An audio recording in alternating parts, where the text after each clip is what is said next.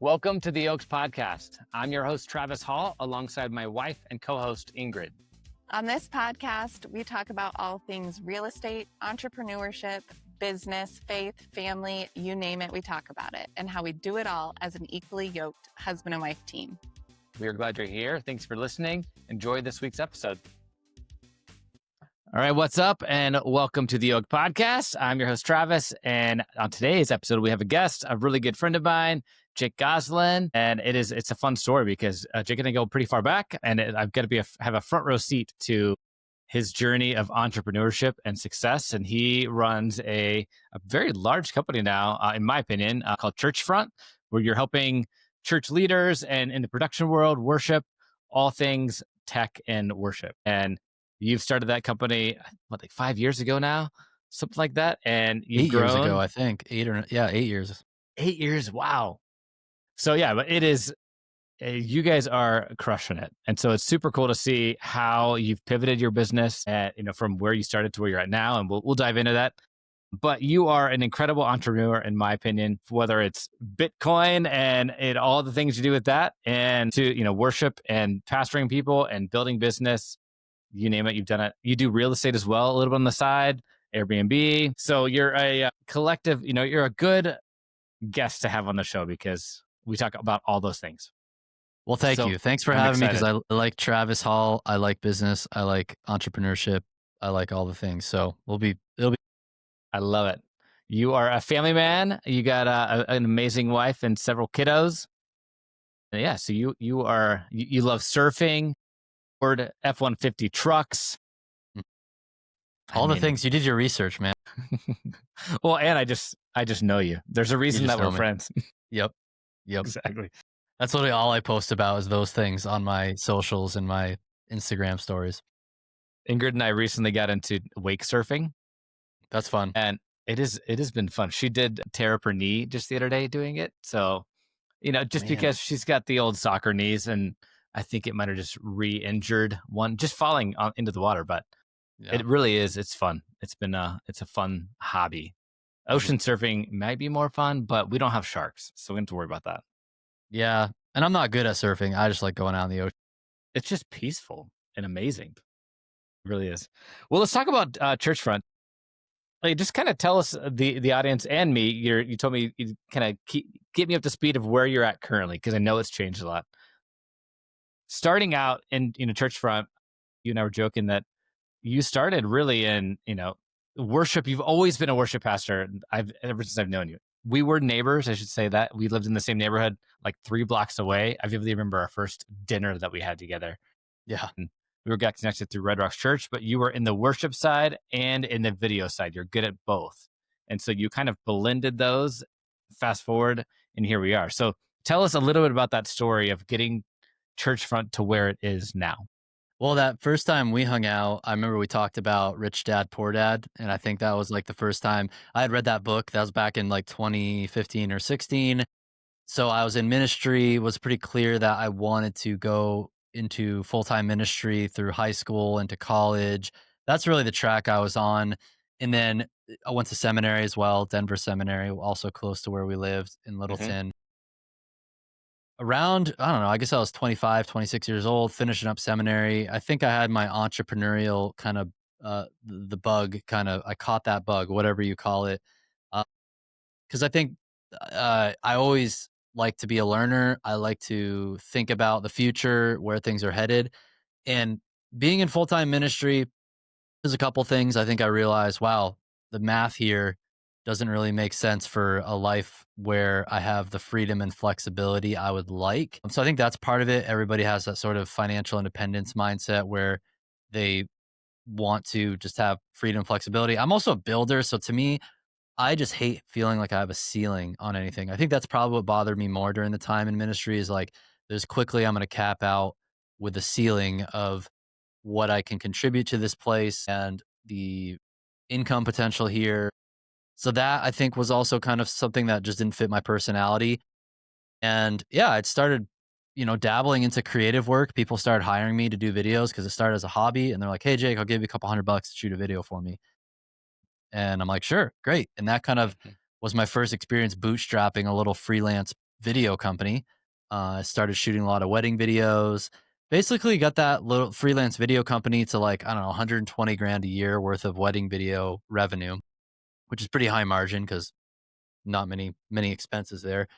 So at the time, I actually did that revenue part time doing videography while I was also working full time at a church. So I just had the time to get everything done I need to do for church. And then on weekends, my only days off, I would just go shoot wedding videos. And just pretty much work nonstop, which I think is good to do in your 20s.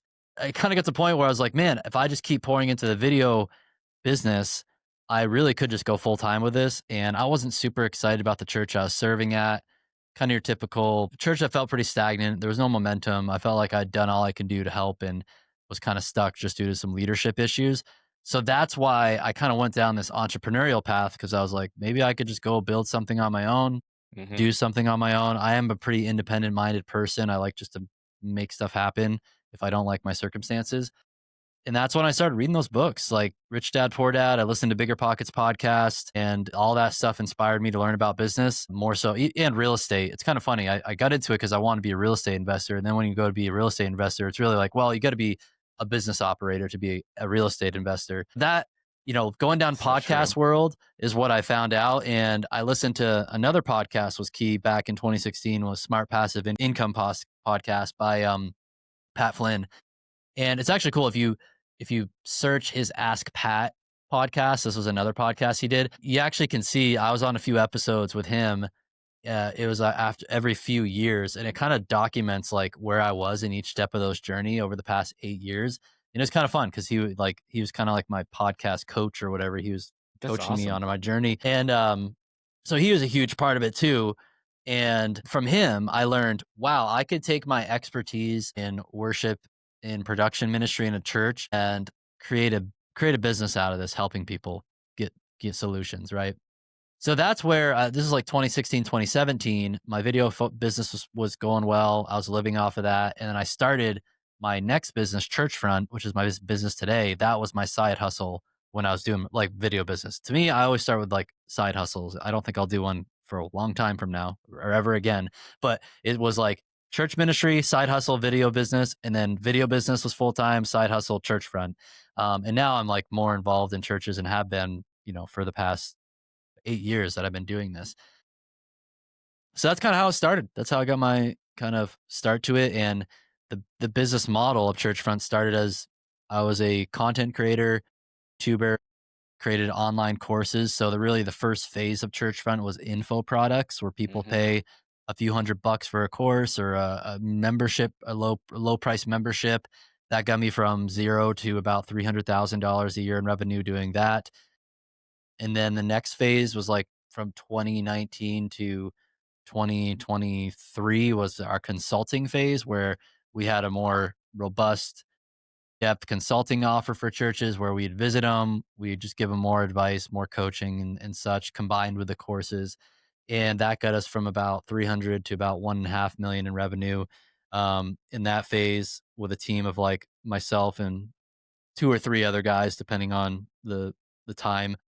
And then our latest phase, we're actually still doing all the things I just talked about, courses and consulting, but now the latest phase is AV integration projects. And I think my biggest journey I've learned in business is how can I add more value to what I'm doing so that I could add a zero to my offering to whatever I'm charging clients for, right? So this last phase, you can literally say it's like I started with $100 course or sometimes multiple courses or whatever. I figured out how to add a zero to that to sell things in a few thousands of dollars a range. And eventually with integration, it's like, okay, now I can do things in the tens of thousands of dollars range. And now we're working on solutions in the hundreds of thousands of dollar range. My next step is how can I make a solution that's in the $1 million+ of range, right? I believe you can do it. That's for sure.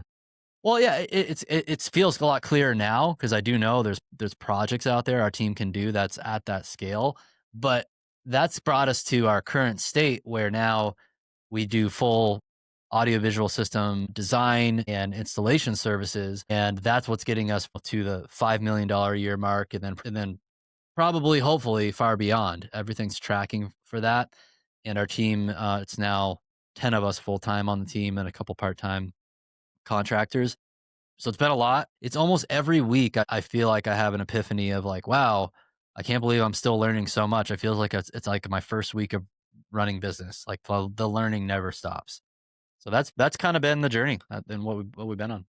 I love it. So I know because obviously I know you and I worked at Red Rocks Church for 10 years, but for somebody that has no idea what we're talking about when it comes to AVL and stuff like that, what exactly are you installing at these churches? Yeah, large scale professional audio systems, video systems, lighting systems, camera systems, broadcast, networking, everything that goes into place if you walk into really any venue these days, whether it's a church, whether it's a theater, whether it's a concert venue, there's going to be a lot of AV involved for amplifying sound, illuminating people on stage with lights, capturing things on video, broadcasting that to the internet.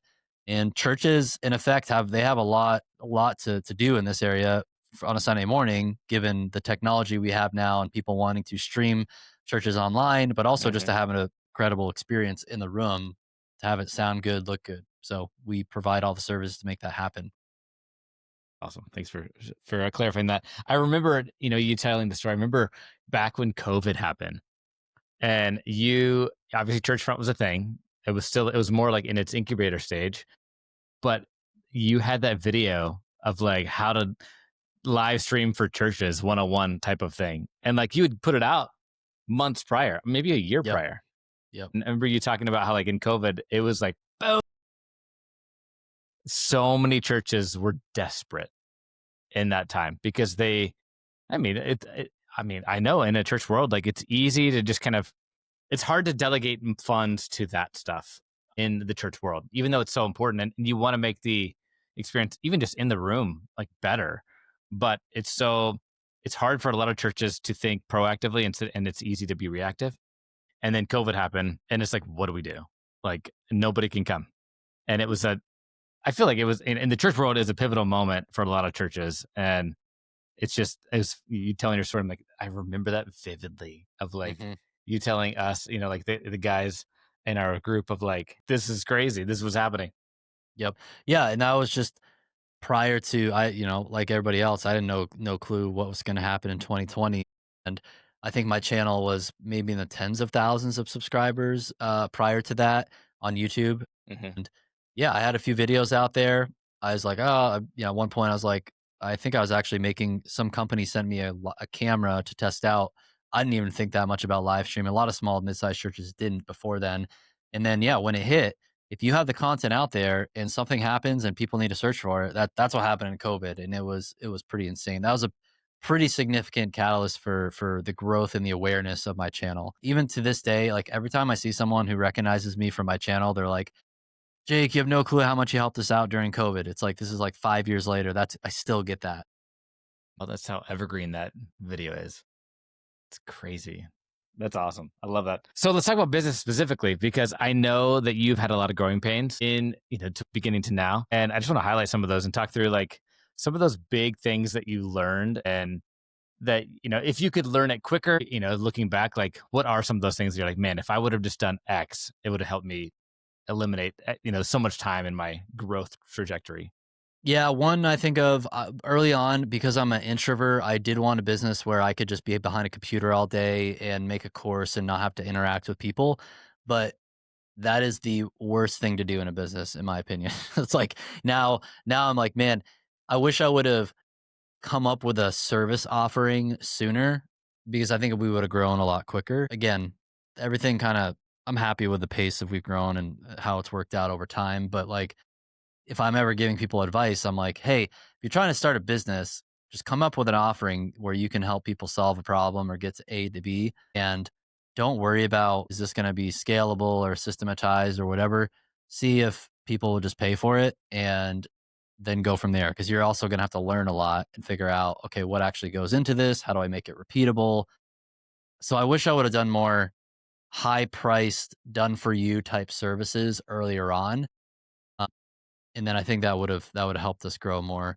That was another. Yeah, I one thing I did do though. I invested in some good coaching programs early on that I think that did expedite a lot, helped me grow quite a bit. So I was grateful for that, especially when I got into consulting and learning how to sell it properly, how to market it, how to deliver it. Lots of great gurus out there. A lot of them are actually pretty good. They got a system. If they're able to sell it to you, you're gonna be able to learn from that, sell it to other people. So that was helpful.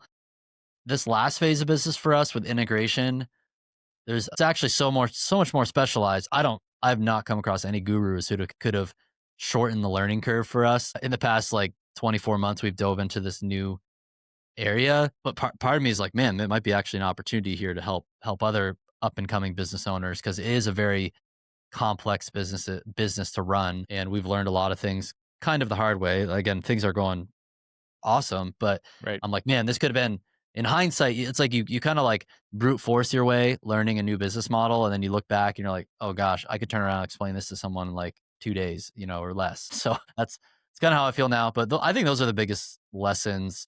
If I could go do something differently, it's just try to ship your service as quick as possible to validate people want it, and then if people want it, they'll pay for it. And then when they pay for it, be like, okay, how do we make this as amazing as possible? Right. So good. When I was thinking about your community or like your courses that you're doing before, and like that was before like school was out, like hmm which makes it way easier now, right? hmm And so, I mean, I'm sure there was a program back then that you were using on a Yeah, Kajabi or we still something, use but WordPress. We still use WordPress mainly because in our market, you have a lot of church leaders sign up and they want to have sub accounts or users underneath them in their account. School and Kajabi, all the fancy software, like they just don't have that capability to do it very well. At least not last I checked. And WordPress does give you still the most flexibility in how you can structure and restrict got it. access on stuff. Hmm. Let's talk about, I mean, that a little bit, like, because in my opinion, like business and the church world, like they are different, but and they have a lot of similarities. And so, in the church is a business, right? And in hmm every way, shape, and form, except for the revenue is different. It's through tithes and offerings, so it's a little bit different. It's unique, and there's this tremendous faith-based piece. And in the church world, it is hard to think of it purely as a business because it's people, and so it is hmm different. But you have this unique offering where it's like you fully understand both very well, hmm and so I would imagine that helps in your, I'm sure a lot of your communication and in sales is with XPs and tech directors, but the higher ups in the church are the ones that are making the final decision, saying yes. And so you have to be able to relate with them. Like, what have you learned in that from the church world that bleeds over super well into the business world? Yeah, because I would consider our business is mostly B2B business. And um, I think that I would encourage anybody aspiring in a business world. It's like I would for sure aim for B2B, building a B2B business over a B2C, a consumer, because it's like, man, you gotta to be successful in a consumer business, you just gotta do really generally very high volume of lower priced things, right? And that's kind of how I started, where in the beginning of Churchfront, it felt like more B2C when I was just selling someone $100 course because they wanted to learn some skills for to do ministry. But when you're actually like selling um, especially the AV system, like the church is really the one who's buying and owning that. That's where it's like, it's a B2B thing. And I guess what I've learned is the relationship, especially in the B2B, is really important. So, and then also like, building the trust kind of with your clients, like one step at a time. That's one thing we've done lately, because someone doesn't just magically get to come to you and be like, I want to spend $500,000 on AV gear with you, right? Because it's like that's a big item, like, and it takes a lot of it's a lot of commitment on both ends for the client and us. We also want to, just because someone has hundreds of thousands of dollars doesn't mean they are the best client to work with, because it could just be a really nightmare when you're dealing with that much funds. So I guess that's the other thing I've learned in B2B is having the appropriate kind of stages that customers go through with your services. With what we do now, it's probably similar to like an architecture firm where someone comes to us for help because they need a system, but it's not like you can just go onto our website and like with Yeah. e-commerce and Here's a check out package. like, I want these speakers, I want this, because it's so highly custom. So it's Mhm. like our first step is like, okay, pay this fee. It's going to get us on site for a day to get to know you, get to see your space, and we can do a feasibility kind of program study on what's possible at your church. And that's a couple $1,000. It's a pretty low commitment type of thing for them to buy, but that's one step of clarity they get from us, and it's step building more trust with us to then move to the next step. The next step being, here's what's feasible and the budget you should allocate for what you want to accomplish and what we would charge for our services, being the design and the equipment, all that goes into it. And then like, great, well, I'll pay for the design. The same thing if you're going to work with an architect, they're going to be like, okay, pay this fee now for the concept design for me to start getting the shell and the concept together for what you want to buy. So we do all that. That's when we can finalize like, okay, we've done the due diligence of the design. This is like the price of your entire system and stuff. And then they can commit to that. So that's one thing I've learned that's been helpful. I wish I would have learned it sooner was, especially when you get into big ticket items, to clearly communicate that process, educate clients on it. It helps you do a good job at costing things better. And one thing we just want to do is we don't want to be surprised ourselves about unforeseen costs, and we don't want to surprise clients about that too. So we really try to like give them each step of the way very accurate numbers, and especially when they get to their final proposal contract of the system that we put hours into designing. It's like, here's what it is. This is what it costs. Really, the only variation here is if, Trump enacts more tariffs next week or something like that, prices are going to go up on gear, but that's about it. That's interesting. So whenever like that, that trajectory happens, like, is it you running out there and like flying out, or do you have a No, team? we have team members. I have account managers who, it's kind of, these are my two guys who've been on team for over probably pushing 6 years now. And they understand the whole process because they've like installed the systems, they've seen the design. So they're really well suited and trained to now look at a space, talk with a client, and help clients kind of budget of what they need to make their goals happen. What do you see as like the biggest objection that you get, like, from church leaders, and obviously budget, but I mean, I'm sure, is there something that comes up often where you're like, okay, we've learned how to overcome this objection by doing X? Yeah, I think the most common thing is, and this is why like a lot of people underestimate still how much AV costs to do it professionally, because in the church world, people, especially a small church, comes from the approach of, we're just going to go the kind of hobbyist prosumer route of setting up a couple speakers we bought from Sweetwater, and that's their like idea of like what the things should cost. But then it's a completely different world. We're kind of, what we do as integration companies, we're kind of taking standards from the professional show production world and installing them in a permanent environment and just making it just professional. So it's like things aren't going to be failing. You're not speccing the cheapest consumer gear that you can find on Amazon. It just needs to be something that actually lasts and also performs well. So I think people get caught off guard there. And so for us, what solved a lot of that is like, it's really just an educational experience for the customer where, again, we have that first conversation. Some people come to us, they already have a budget in mind, and we can quickly be like, yeah, that's adequate for what you're trying to do, or you need to increase that by another like 20%, 30%, whatever it is.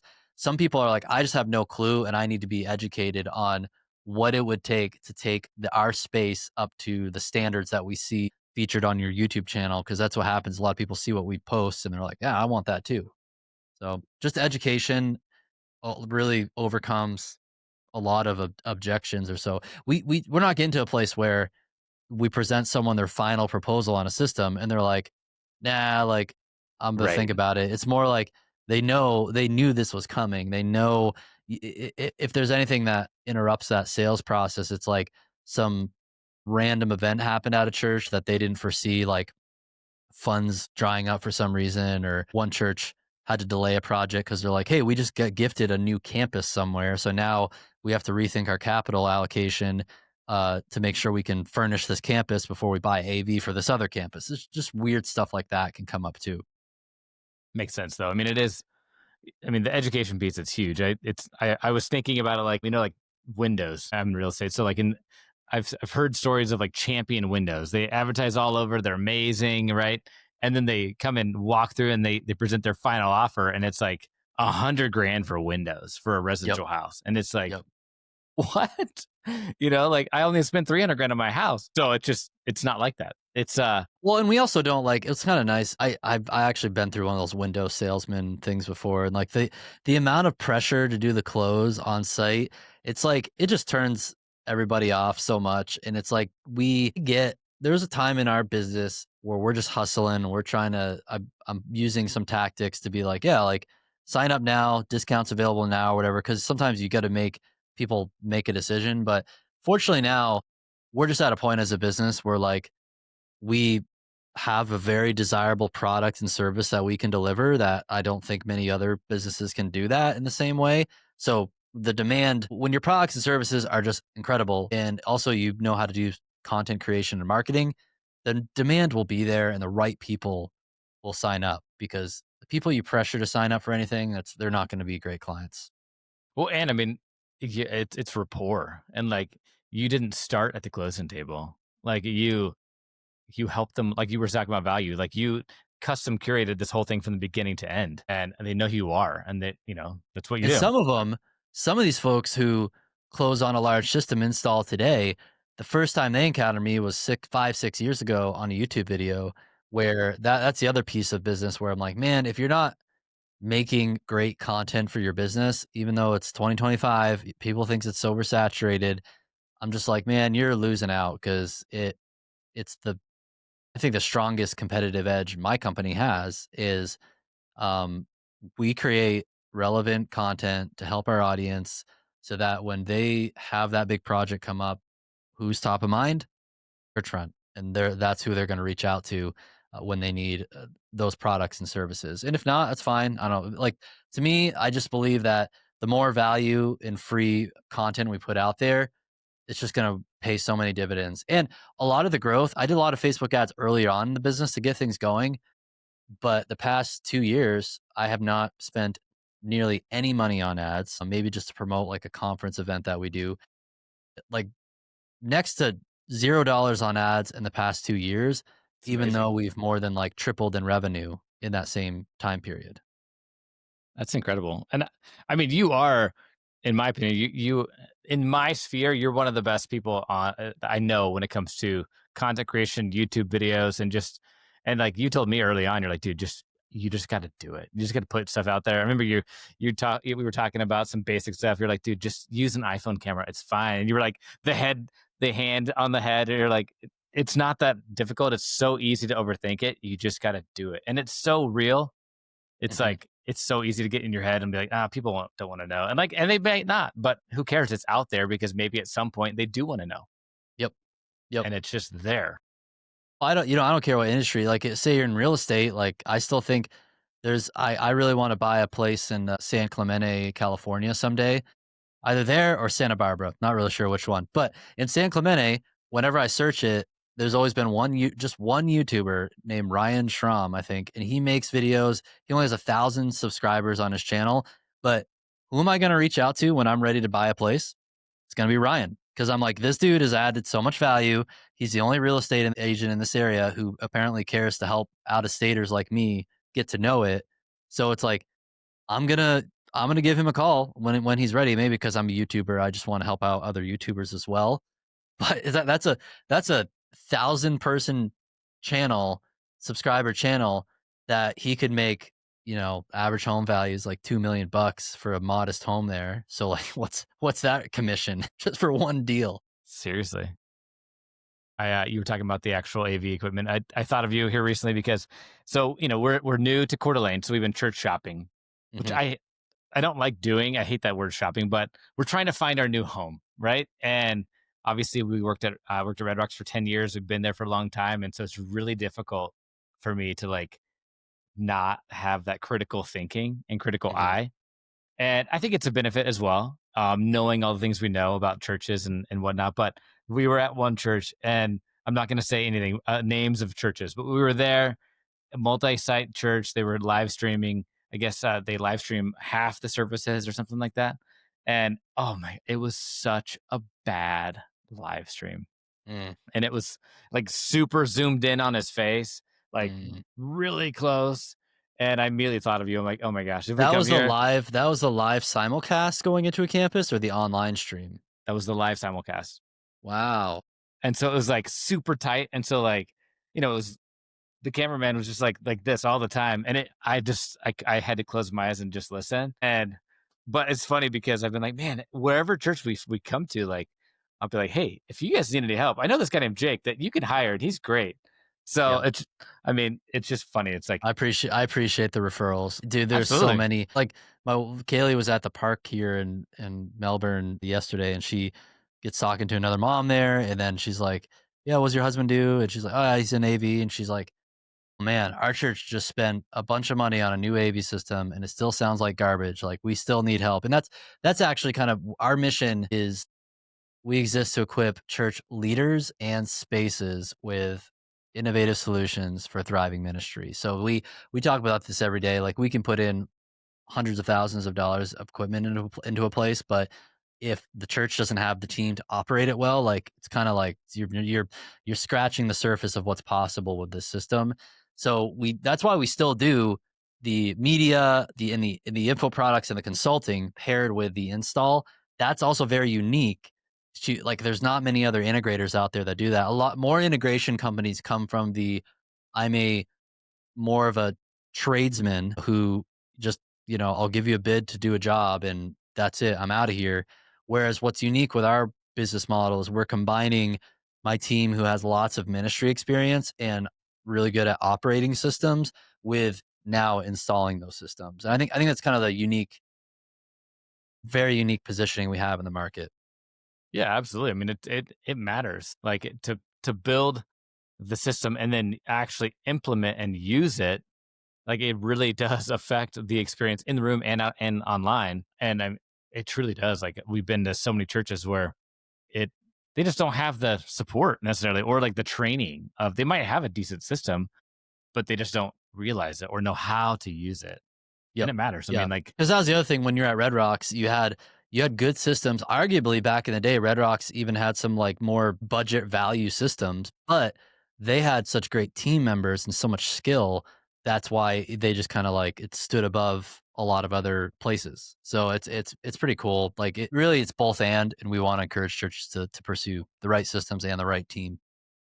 I love that. Well, let's wrap up here soon. What is the next thing for you guys? Obviously, to keep going, but like 5-year goal. Like, what is it for Churchfront?